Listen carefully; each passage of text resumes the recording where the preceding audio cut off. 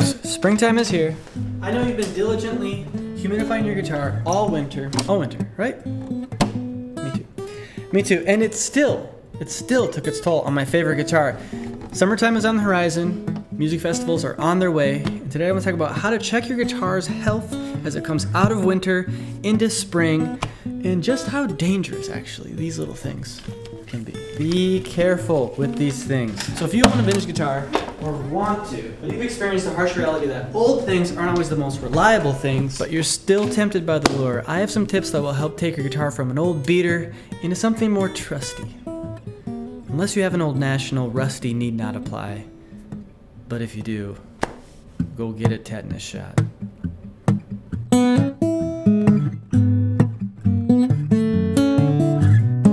Anyway, whether you cased it all winter because you thought that was a good idea, or you played it all winter because you thought that was a good idea, every now and again, especially when the weather really starts to change, don't be afraid. And don't just trust your ears. Look at your guitar. If you have any old cracks, look to see if they're open again. Do you have any new cracks? Does the action feel higher? I'll give you the exact system I use when I work on other people's guitars that are sometimes more expensive than my insurance policy can handle.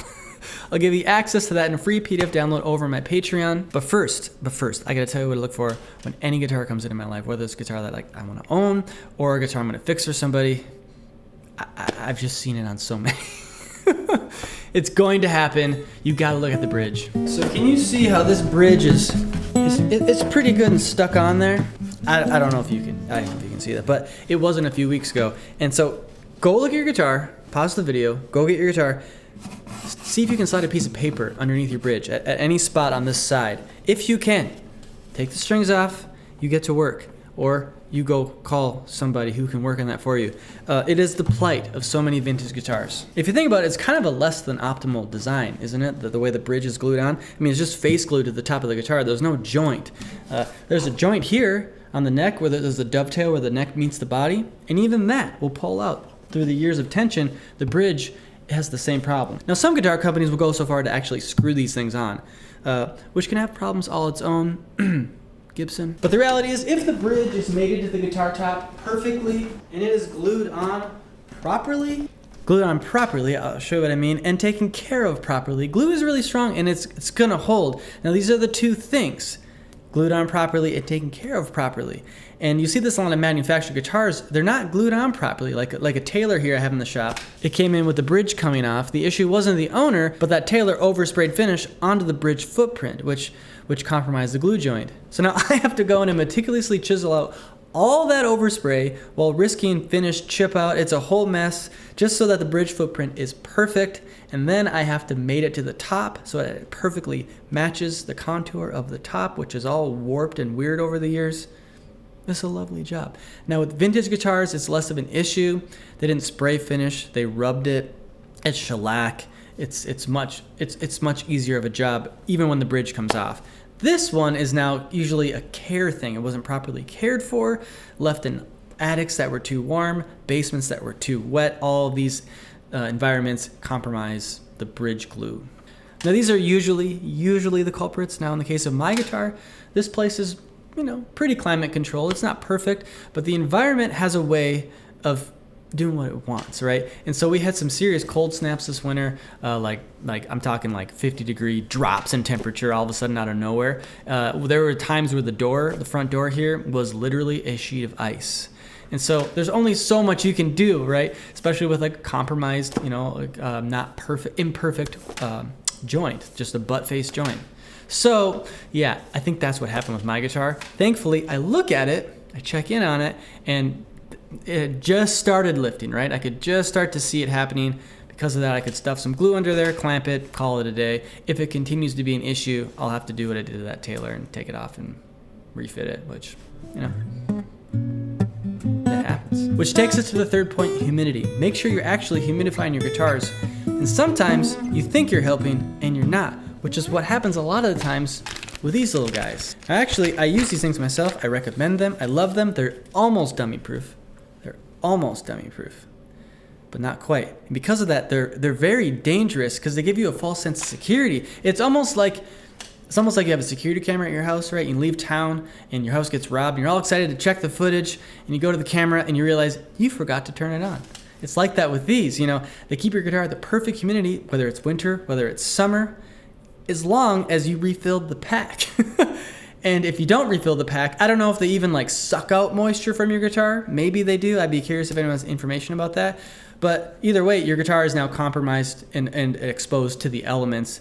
The thing's not doing anything if it's not recharged, right? I have a guitar in right now that was left in a car for an hour over the winter. Just 1 hour, just an hour. In that time, the body cracked and it created fret sprout like you have never seen in your life. This happened in an hour.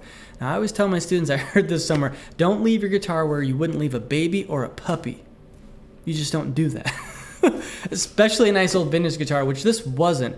But yeah, I was able to rejuvenate it back to health, close the crack, no harm, no foul. Well, he took it home, he left it in the case with those little humidipacks and never opened it all winter. Well, those dried out and his guitar cracked again and the fret spout showed up again. So it's here now. All I did was humidify it and the crack closed back up and the neck is back to normal.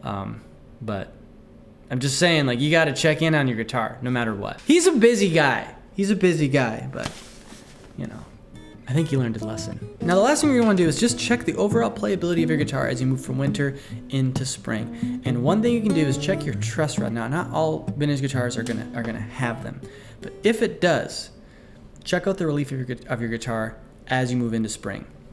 I'm in this really unique position where I actually get to see a lot of guitars on a regular level, and I keep data of those guitars when they leave the shop and when they come back in. It seems to be that some guitars, especially cheaper guitars, the truss rod loosens up as you play it. Now, I don't know if it's just the customer or the client or the student who actually did adjust the truss rod and says they didn't, but either way, they come back in and it's as if somebody just totally loosened the truss rod all the way and the string action is just crazy. The relief is just nuts. So here's something you can do. There's a really simple thing you can do. Go to my Patreon, download this, and this is the exact information that I use when people bring me their guitars. I have the arrival date and the action as it comes in with the relief and a bunch of other stuff you don't need to worry about. And the departure, you could call that winter and spring. Jot down the action, measure your action, and measure your relief in the winter, and then measure it in the spring, see if it changes. Here's how to do that. You get yourself a set of these and a capo that you probably already have. Put the capo on the first fret of the guitar, hold down the string above the body joint, and take one of these feeler gauges and measure between the string and the fret. If these feeler gauges read anywhere between 5 and 10 thousandths of an inch, that's what these are called, feeler gauges. That's pretty good. You can get these online. I'll leave a little link. You can't get them at Home Depot. I tried to recently. They didn't even know what I was talking about. They had no idea what I was talking about. I was offended. I was very offended. So as we learned in the beginning, just looking at your guitar, it's half the battle, right? Check out the old cracks. Look at the bridge. Look at the bridge. Humidify your guitar, make sure your humidifiers are actually working, and just check in on the overall setup of your guitar. If you do that, you will keep that vintage guitar from sucking all the money that you don't have. Because you play folk guitar, probably. Because you play old vintage guitar music. Is there money to be made? Because I haven't found too much of it. And hey, if you made it this far, it's probably because of people like you who commented on the last video I made about vintage guitars who said that you wanted more like it. And people like you seem to want to go a little bit further. I have an hour-long walkthrough. It was like a live setup demo I did like a year ago at this guitar get-together I put on with Dakota Dave Hall and Todd Albright. It was an amazing time. Anyway, I did a live demo of a guitar setup. You can check that out over on the Patreon. It's $10. It's $10, but that's much cheaper than a guitar setup, which you might add a 0 to that these days. Otherwise, we will see you. We'll see you at the next video, and take care of your guitars. Happy spring. Get ready for summer. It's probably gonna be hot. It's 40 degrees here. Summer's coming quick. Take care.